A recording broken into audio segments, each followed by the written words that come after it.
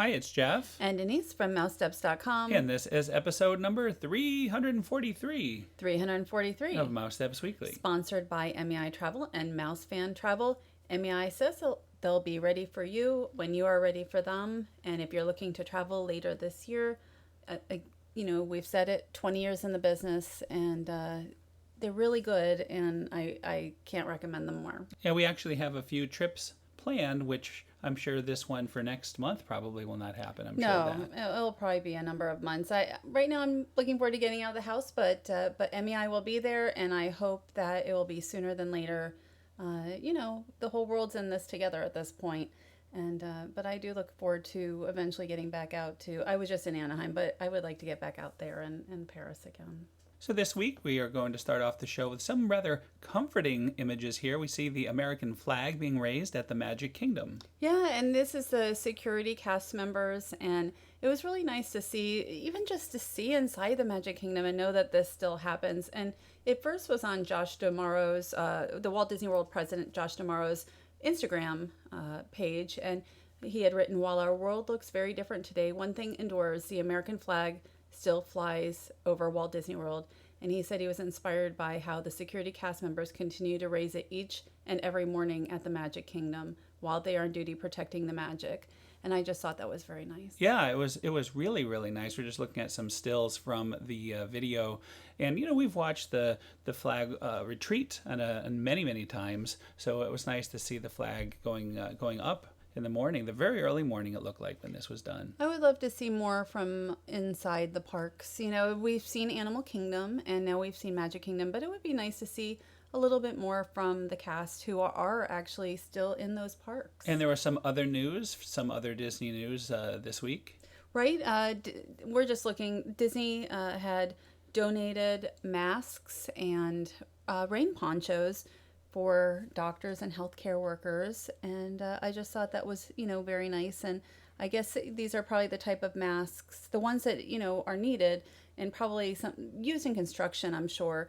And especially right now with construction mostly at a halt, I guess they're, donating them for the moment. And we also heard from some the Disney executives, including Bob Iger and Bob Chapek. Well, we didn't hear from them personally, but Bob Iger is foregoing his salary this year. Bob Chapek is taking 50% of his salary. And I know that bonuses are a big part of it. I doubt there's a lot of bonuses this year, because of everything going on. So I thought that was nice that they, every little bit helps. And not just them. I mean, a lot of the executives are taking a percentage pay cut so they can pay the cast members as long as possible. And speaking of the cast members, there was some news. Well, the cast members, a lot of them, the non-union ones, a lot of them are going to be furloughed starting on April 19th.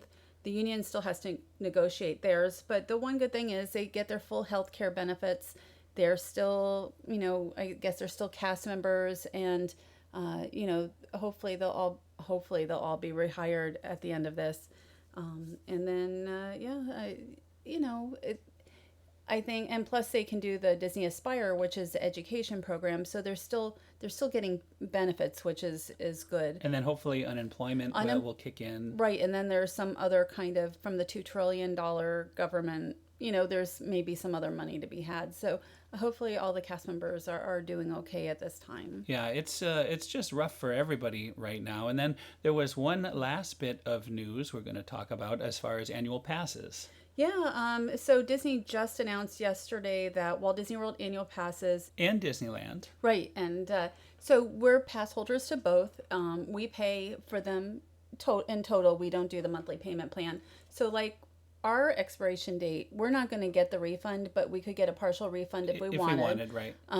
We'll just have our days added to the end, which is what I would prefer. Right. It'll just extend until how many days that the parks remain closed. And there's also, if you are doing a monthly payment plan, and you can look this up online now, they have different choices. Well, they're for going you to as stop. well. They're going to stop taking the money out this month, starting this month, no matter what. Right. And then, but I think there you could either refund or have it go just like we have it that goes toward, a later date. Right. It'll restart. They'll restart taking the money out back when the park's open again. So it's actually a fairly lengthy couple pages here that I printed, but it's just a lot easier. If you're an annual pass holder, go check out the pass holder site, and decide how you want to work it. So after all that, we're going to look at some calming video from a day at Disneyland. I had a very good Disneyland trip. I cannot believe it's been about a month since I left now. Things have changed so much since this time. And that annual passing, sorry if it got a little crazy. Like it's kind of hard to describe for me. But anyway, we're looking at I was at Disneyland for March 4th is when I left, and then I came back. I was there all day on the 9th and then came back for the morning of the 10th. What a beautiful day, though. Look at that. You can see the trees have the beautiful purple blooms there, and it's a nice morning on Main Street, USA. My first few days were not busy because a big convention of like 85,000 people had canceled. So I got a few nice days in before it started picking up with spring break crowds. Here's Alice and the Mad Hatter. It looks like they're kind of wandering around Fantasyland. Well, they're mostly wandering into the line for Peter Pan. So I thought that was really fun. The characters there, they're just out and about. They're not, generally with handlers, and they're just interacting with guests. And I have been there many times for that, and I know how much fun that is. Sometimes I'll just spend the whole morning there just interacting and watching their shenanigans. And this is Mickey's Toontown, which we don't have anymore, but they have that, and it opens an hour later than the rest of the park. I think it's always probably an hour later. I see Pluto right at the front of the line getting antsy, wanting to get into the land. I thought that was so fun. He came out and he was interacting as characters there do. And there he is. What a welcome. And I wasn't expecting that. Like, there's nobody with Pluto. It's so odd there. You can just... So relaxed. Yeah, there's like nobody, the kid behind him doesn't even care. And here I am, able to have a little time. And what I really wanted to do was go through Mickey and Minnie's house and maybe get a little video. But it was just, even though it's not crowded, these fill up fairly quickly. So I ended up just saying, okay, you thought you were going to have a less crowded day towards the end of the trip. Yes. And that didn't exactly happen as planned. I thought Monday would be empty, and it wasn't. So I saved all these things to do on Monday, and then I was like, oh, it's busy today, because that convention had canceled. So there was like nobody in Anaheim. But by Monday, there was quite a few more. It's nice to look at this video you took of Mickey's Toontown, because I've been looking at a lot of Mickey's Toontown Fair video. I've been going through my archives, 30 years worth of archives, getting videos ready to release for the time being while all this is going on. Yeah, you have so much stuff, so it's been fun to kind of look at that. And so here are the submarines, and because I did this on the busier day on Monday, because I'm like, oh, it's a little busy today, so I'm not going to do exactly what I planned to, so I just got a little bit of footage around the park. But it's so comforting and relaxing. I could just watch this stuff forever. I really enjoy it, and it looked like it was a beautiful day. Every day was a beautiful day, and then it rained. After I left, it rained many days.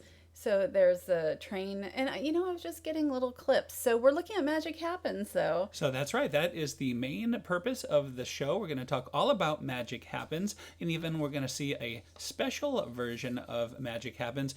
But we're going to start off with the parade after dark, which is my favorite of all from what I have seen and when talking to you. And this only lasted about a week because the time change kicked in. And then, of course, now the park is closed. So, yeah, when I arrived, I only had a few days to see it at night, maybe 3 days.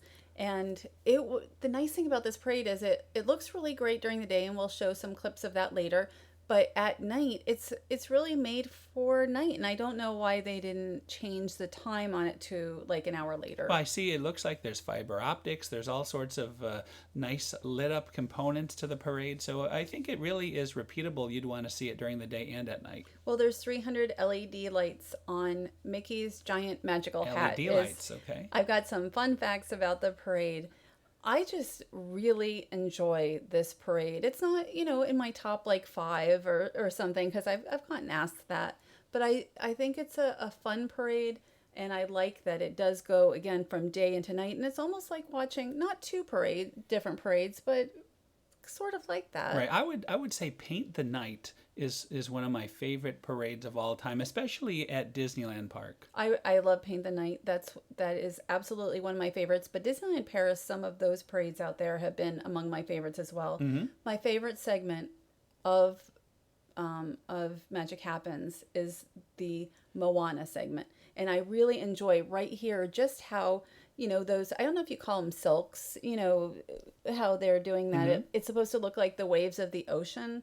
And this is just such an impressive, not only the performers here, but there's a lot more coming down as well. And I shot this. Most of this is taken with my iPhone. iPhone 11 Pro. Oh my gosh. Highly recommend that phone. And a friend of ours was getting a little bit with his older video and camera. you'll see the difference. But it was, he did a great job, and it was really nice to be able to see the other angles with that. So with the two of you guys, I think it came out great. I just think it's amazing that you can bring a phone to the park now and you get as good quality a lot of the times, and maybe not quite as good as what you get, but pretty close.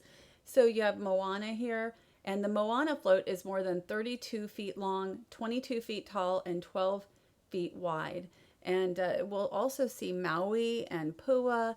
It's just really an incredible section of the parade. And it looks like there's some kind of screen behind her too. This reminds me a little bit of some of the Paint the Night screens. Yes, and also, well, they call them just LED panels, which would be screens. And so also, I love this with the performers here, and you have Hey Hey. There's a little Hey Hey down there. That's awesome. And I don't know. I don't know if anybody who is listening has seen it. I don't even know when this parade will be coming back. Even when the park's open, we don't know if it will start. Well, I know right for away. us it was very exciting when we first saw Maui as a character, and that was one of the Disney on Ice shows. Just like Miguel. We saw Miguel That's right. in Disney on Ice.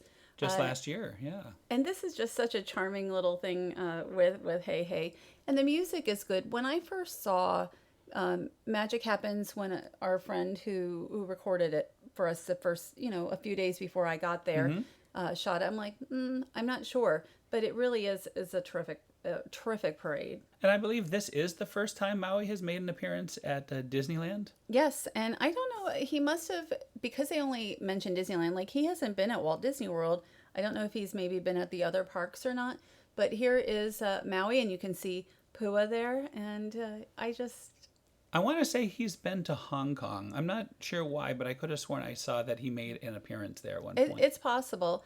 And there's like 9 different segments of this parade, special floats and, especially newly designed floats. And I see again where you're talking about Pua, and there he is. And also more enhanced night lighting, which I thought is very nice. They really, for something that, let's say we didn't have any issues in this country and, we were continuing on as normal, this would not have been a night parade again for many months. Right. And I'm not sure why, considering it really was almost made for evening.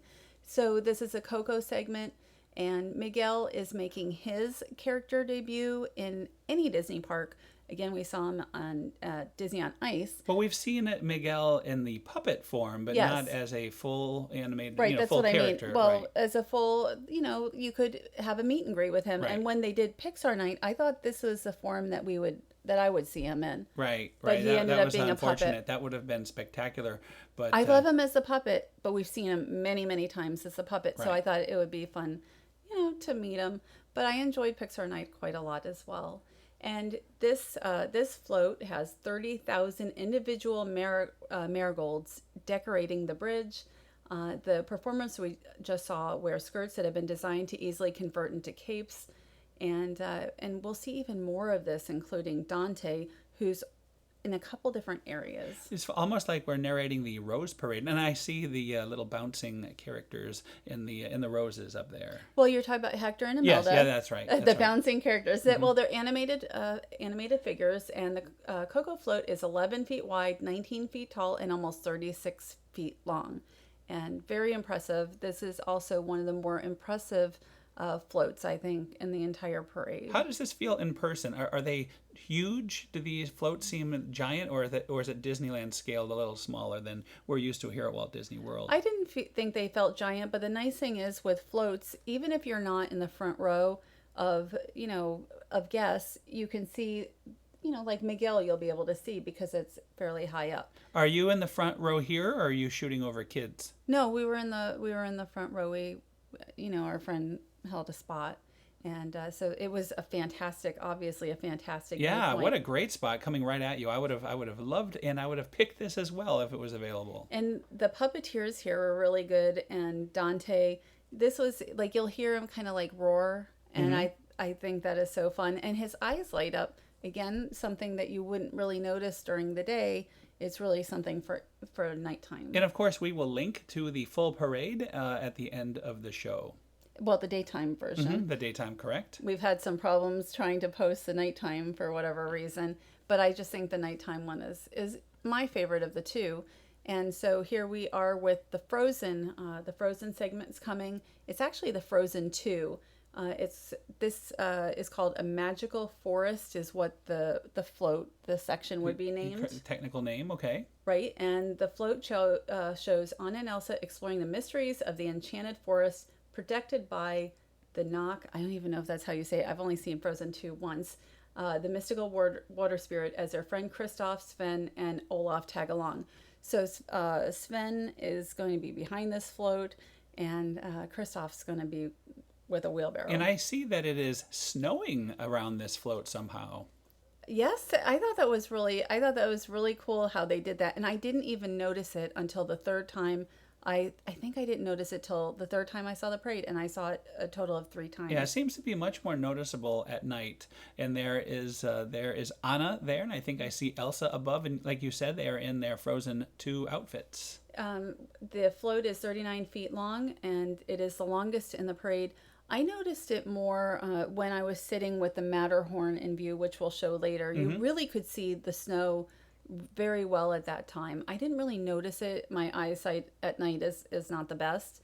But we did, and there is our friend's footage, so you can see kind of what the difference is between an iPhone and then the video camera he has. And our friend who shot this during the day didn't even see Sven at first, and not until watching it back on video. So now this time he was able to get a really good shot. Oh, I was going to say right here? No, the other day, the first time when he did it for us during the day. And there goes Kristoff was moving pretty fast there. And then you have more characters. You don't have a ton of characters on foot in this parade. You have some, but not a lot. And then you have Genie and Pinocchio and Tinkerbell and the Blue Fairy. Blue Fairy looks different than when we met her a couple years ago. Oh yeah, that was really amazing when we actually met her in person. People said with her hair she looked like, well, a friend said Jolene. Like that's with the big hair, the Dolly Parton type hair. And so she looks very different. Her costume is different in this. And starting with the characters here, this segment is the grand finale of the parade. And it's funny because that's what the paperwork I'm looking at says. Fun facts, but it doesn't feel like this is a finale. There's still a number of segments here, but we have Cinderella coming up in the carriage here, in the pumpkin. I think this is one of my favorite floats. I just think it's beautiful, especially at night. And then Cinderella is just waving to everybody. I think this is really cool. This is, it says the Cinderella float captures a moment of bibbidi bobbidi boo. And the float reaches 16 feet at the top of Cinderella's carriage, and it's approximately 10 feet in diameter. And I notice again, like all of these, special lighting. Yes, and again, a perfect night parade. We're coming up here. Sword in the Stone. Who would have thought? Yeah, it's really a wide variety of different characters and stories being told here. And you have Merlin and Arthur. And Merlin, this is not his debut, but it is Arthur's debut at Disneyland. Now, we've seen Merlin in parades at Disneyland Paris quite often, actually. And Merlin dances. Like, I don't know if he normally dances like this at Disneyland Paris. He really, he really moves a lot. He has taken on some practice coming overseas here to Disneyland. But it's nice to see a classic story like Sword in the Stone being in the parade with the others. It's been a while since I've seen the film. I think it's time to go to Disney Plus and get refreshed of this. Is it on there? I believe it is. You know what else is on there? Onward. Tonight. Yes. Tonight is And Onward. they just said Artemis Fowl is going to make its debut on Disney Plus coming up. So a lot's coming to Disney Plus. And Frozen 2, which we talked about earlier. And Frozen 2. And I just want to mention the Sword in the Stone float is approximately 19 feet tall, 15 feet long, and 12 feet wide. So that's a good size float. Now, Princess Tiana and Prince Navin's float, I think, is very beautiful as well. Looks high, too. Looks like it's a very tall float. It's 19 feet tall. It's the same height as what we just saw for Sword in the Stone, 11 feet in diameter. And this move, you can see it kind of spins around. And that is really based on like an actual tree. So I thought that was very cool. They seem to have a lot of spinning, these characters. Like in Festival of Fantasy, they have to kind of spin around and share the spotlight with Anna and Elsa. At least they have their own float for this. Well, the nice thing is that all guests can enjoy, see everything on the float. Yes. So the spinning really helps that. It's not like you're just going to see here Flora, Fauna, and Merryweather. You're not just going to see like Flora. Right. You're going to get to see all of them I love because that. they're spinning around. And so this last float is called Once Upon a Dream from Sleeping Beauty, and this is a happily ever after scene featuring the three good fairies, and it revolves gracefully atop turrets in front of the float. And then Princess Aurora is with Prince Philip, which we'll see in just a moment. And we're so used to seeing them on ground level, sort of floating around. So I like seeing them up like this. I just like this parade. And the Sleeping Beauty float is the tallest float in the parade, with a top turret reaching approximately 30 feet tall. Wow. And you'll see in Sleeping Beauty's costume, it shimmers pink and blue. And I just thought that was a nice thing as well. And speaking of Sleeping Beauty, there is Aurora there right now. And Prince Philip. And we'll see the cast members, performers at the back of the parade, but that is the last float in Magic Happens. We're also going to take a look at just some little clips from daytime so you can kind of see the difference between the day and the night versions. And I love the performers, the end performers with the They're banners. really into it with the dancing, Disneyland Paris. That's what I was, when I saw them, I'm like, that is like Disneyland Paris. And here is Mickey, Sorcerer Mickey here. I guess you said you were very lucky to get a spot like this, an actual bench. No bench. There were people on the bench. I got to sit on the ground. Oh, in front of the bench. Yes, Gotcha. but that's okay. It was like 15, 20 minutes, I think, before the parade actually started by It's a Small World. And I was really fortunate. I asked them, I'm like, is it okay if I, sit in front of you? And I probably didn't have to ask, but I do. What a unique perspective, though. We're getting a really nice angle from ground level. So you get to see, especially like Hey, you're seeing him very up close by having that lower level. I loved my location. I was able to get some photos and video in this area.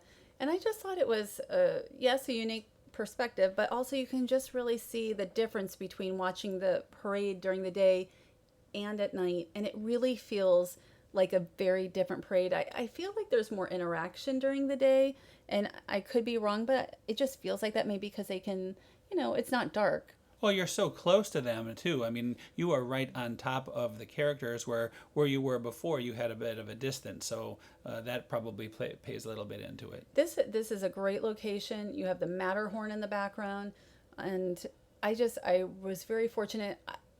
This was my last day. I was able to stay in the parks till about 6 p.m. I did not expect to be able to get a spot. It was a lot busier than I thought. And to be able to get a nice spot near some very nice people was really very good for me. And just think, this same day for you were able to go to Epcot, because when the plane landed, we went straight to Epcot, to the France Pavilion. Yeah, in the morning. And so you saw Elsa and Anna, and you can really see the snow there. Right, and I'm just like, I said before I left, I really want to go to Epcot on Tuesday. And so we went over there not for too long, just for like an hour or so. And here are the characters again. We see Tinkerbell and Peter Pan and Aladdin and everybody. And It looks like you were shooting this with wide angle. I was.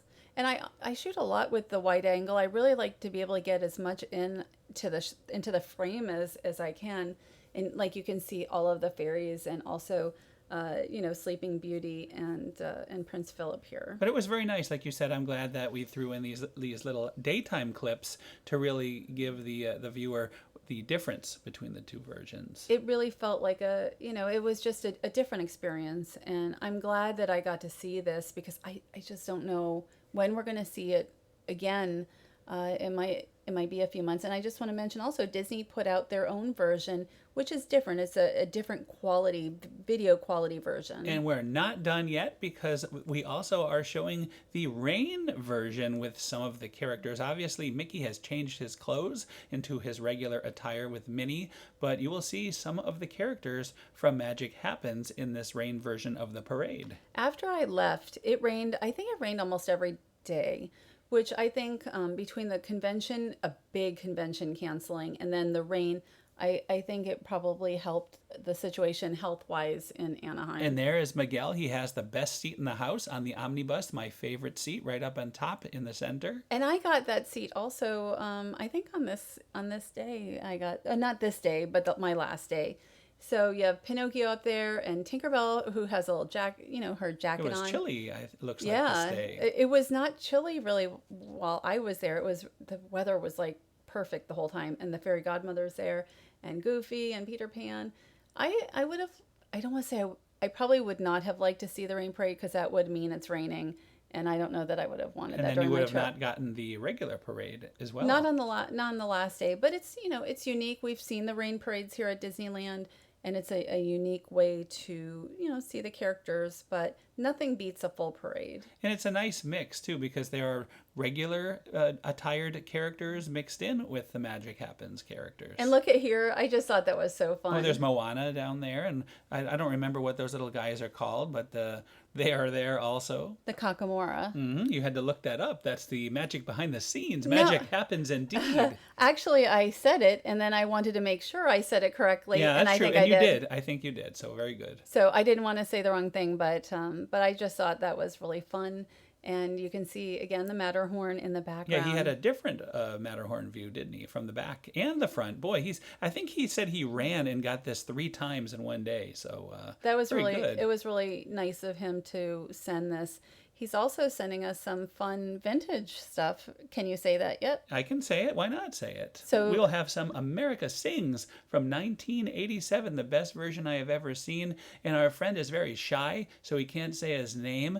But we appreciate him and all he's done very, very much over the years. Well, he does media events for us, mostly the Walt Disney Studios and Knott's Berry Farm.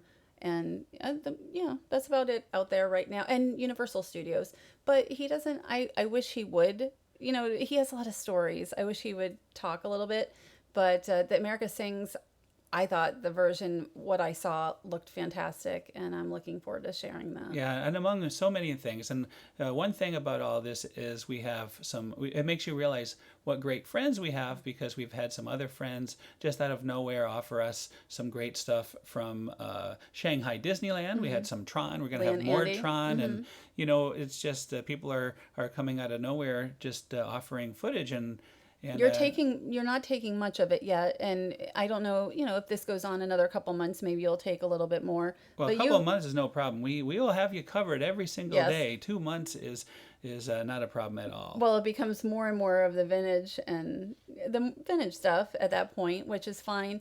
The nice thing is staying at home, you're able to kind of dig through so much of your stuff. And we're finding some real treasures, and I'm so excited to release them and talk about them, but only one per day. You don't want to put it all out too quick. Right, but it'll be like America Sings. When are we going to put that out? And we're going on and on, but we're watching this great footage here from the rain parade. I think we're seeing the other side. He did a very thorough job, our friend. Yeah, it really is fun. There's the fairies and Goofy and Donald. I enjoy the rain parades, but I don't enjoy the part where you're actually, In the standing rain. in the rain. We did that on the last trip.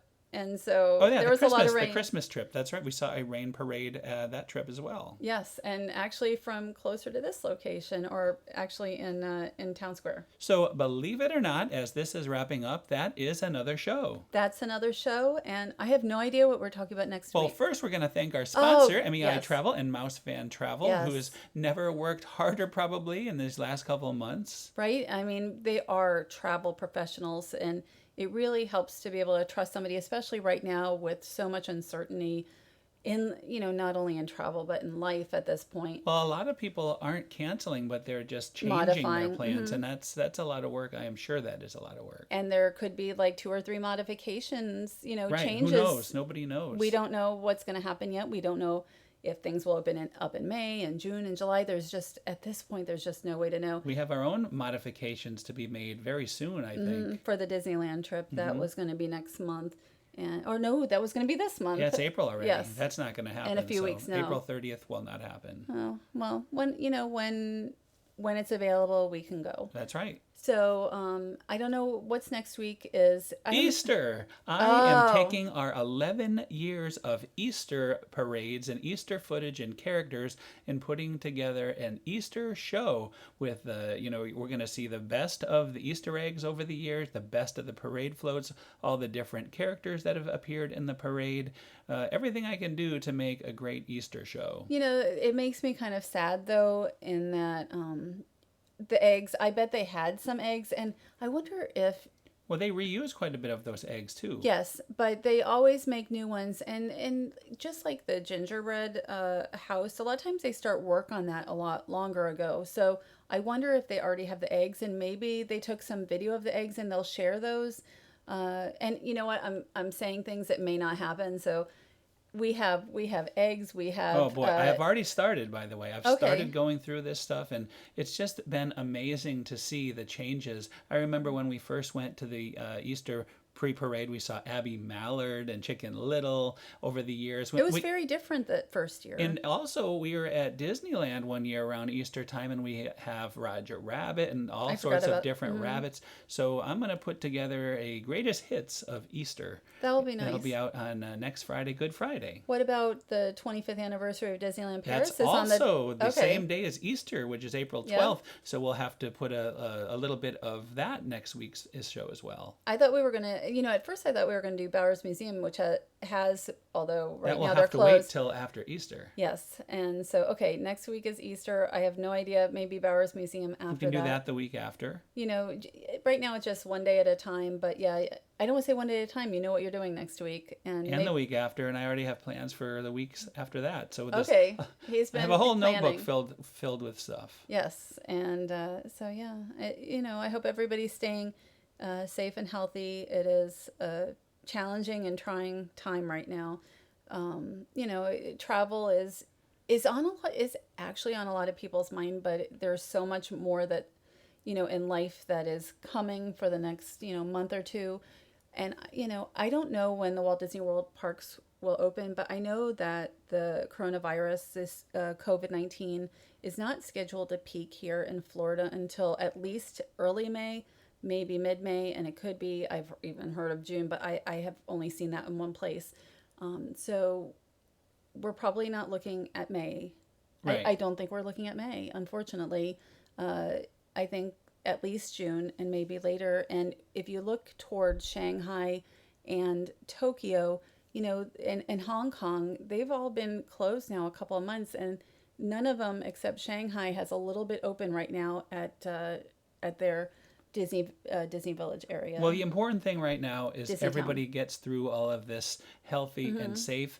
And I cannot wait for the day that we can see everybody back in the parks and get back to whatever normal awaits us in the future. I think it'll be at least a year till, things are really starting to get back to normal once we have a vaccine. But until then, hopefully, we will still be able to have a new, as they would say, a new normal. Well, anyway, stay healthy, stay safe, and we'll see you all next week. Have a great week.